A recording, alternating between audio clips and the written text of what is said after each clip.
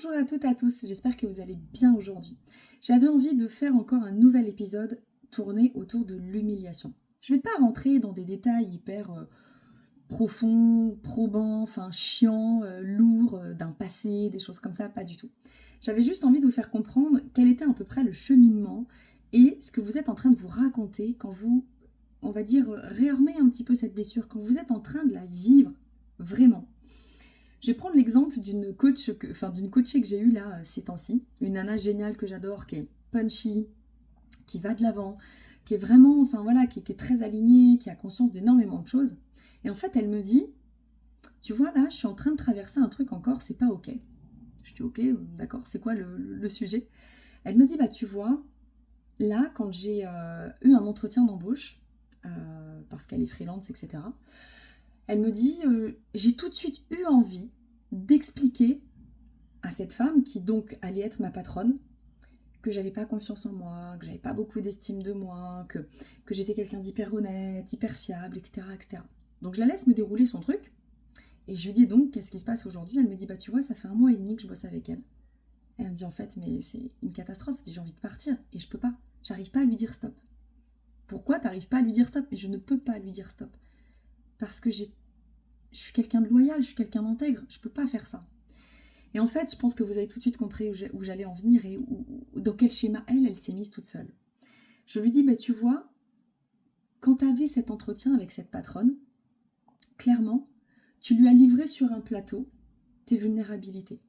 Tu lui as montré, en fait, comme un livre ouvert, tiens, regarde qui je suis à l'intérieur de moi, dans mon fort intérieur.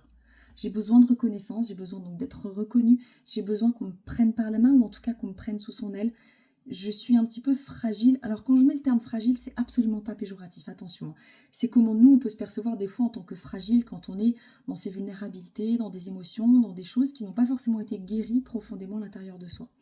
Donc je lui dis, voilà, tu présentes tout ça à cette nana qui, elle, parce que, petit guillemets quand même, vous savez bien que la vie nous met quand même face à nous ce qu'on doit venir expérimenter. Tout ce qu'on vibre, la vie nous le renvoie. Tout ce qu'on demande à l'univers, la vie nous le donne. C'est pour ça qu'au niveau de la loi d'attraction, j'adore. Parce que si vous dites à l'univers, cher univers, je veux arrêter d'avoir un compte en banque à zéro, je veux surtout pas avoir encore des factures à 100 000, etc. Bah ouais, l'univers, il comprend pas le négatif, il t'envoie le compte à zéro, il t'envoie les factures. On est bien d'accord. Donc si toi, tu arrives avec ce taux vibratoire, cette énergie de « je suis un petit poussin fragile ». Je suis un petit poussin fragile, je suis très compétente dans mon travail. Par contre, ne me heurte pas, parce que je suis fragile à l'intérieur de moi et j'ai très vite mal. J'exagère un petit peu le trait, mais c'est vraiment pour que vous compreniez le mécanisme. Eh bien, cette nénette, ma coachée que j'adore, elle a eu face à elle une femme qui pourtant sur le papier ne montrait pas ce genre de traits, ce genre de personnalité. Mais par énergie, par taux vibratoire, s'est emparée en fait immédiatement on va dire, de ce que ma cliente vibrait et émanait en étant claire immédiatement et en se mettant dans la peau presque du bourreau, dans la peau de « ok, t'es une petite chose fragile, je vais te montrer comment ça va se passer ». Et donc, ce qui s'est passé clairement, c'est que aujourd'hui, elles ont une relation compliquée parce que effectivement, cette fameuse nouvelle patronne insiste lourdement sur des choses, cette nouvelle patronne va demander des choses qui ne sont pas correctes, cette nouvelle patronne va jouer de son pouvoir, clairement, qu'elle a tout de suite eu sur cette femme, puisque cette femme s'est amenée avec déjà toute cette vulnérabilité entre les mains.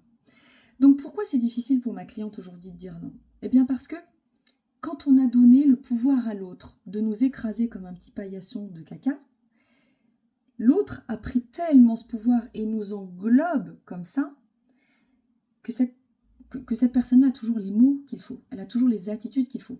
Non, mais tu dois rester avec moi, je vais te montrer, tu vas voir ci, tu vas voir ça, mais tu as besoin de moi, tu sais bien que ça, je vais pouvoir t'apporter ça, ci, ça. Et le petit poussin fragile, lui, qu'est-ce qu'il a? Il a juste envie d'être redevable, parce qu'il se dit, waouh, en fait, peut-être que j'ai de la chance, quelque part, j'ai quelqu'un qui me prend sous son aile. Mais en fait, cette personne ne te prend pas sous son aile, cette personne abuse de toi. Cette personne abuse vraiment de qui tu es, de ce que tu émanes, de ce que tu peux lui apporter, etc. Donc il y a un rapport de force en fait. On n'est plus d'égal à égal, il y a vraiment un rapport qui s'est mis en place qui n'est pas sain. C'est pour ça que si vous voulez, pourquoi je vous parle de ça aujourd'hui, de cette blessure d'humiliation un petit peu qui peut se réactiver comme ça, c'est de toujours vous poser la question quand vous commencez à sentir que vous partez dans un discours de... Pas de complainte, parce que c'est pas le terme, pas de victimisation non plus, c'est pas le terme, mais dans un discours un petit peu de regard, je suis un petit peu fragile. Regarde ce que j'ai à l'intérieur de moi. Et je sais que ça part toujours d'une bonne intention, parce que la plupart du temps, ça part de cette intention de tu peux avoir confiance en moi. Je suis quelqu'un de loyal, d'intègre et d'honnête. Regarde, je te montre. Je te montre le plus intime de moi, tu peux avoir confiance. Mais à mon sens, c'est une erreur. Je dis bien à mon sens. Ça ne veut pas dire qu'il faut se taire et ne jamais parler de soi. Ça veut simplement dire qu'il faut faire attention aux mots, aux termes que vous employez vis-à-vis de vous. Et il faut faire attention aussi si c'est le bon moment de dire ça de vous. Il faut faire attention aussi à la personne que vous avez en face de vous en se disant, ok, d'accord, est-ce que vraiment là, je peux me livrer tout de suite? Je ne la connais pas, je ne sais pas comment elle va se servir de ça de moi.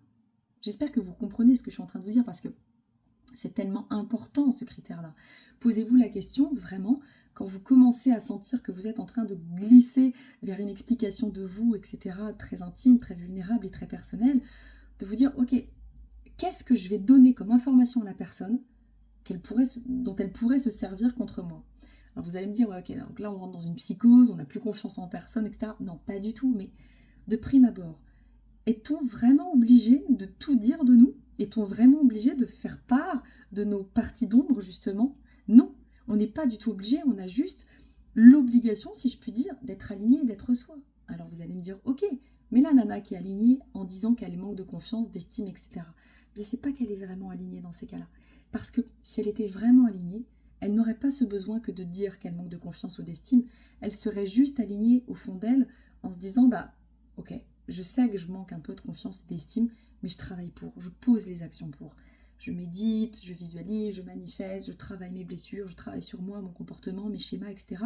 Mais je n'ai pas besoin de montrer à l'autre que j'ai encore peut-être ces parts d'ombre à travailler sur moi. Vous comprenez la différence? C'est très important. Cette différence, elle est cruciale parce que c'est cette différence qui va faire que vous allez switcher des choses. C'est cette différence qui va faire que vous allez bouger des choses en vous.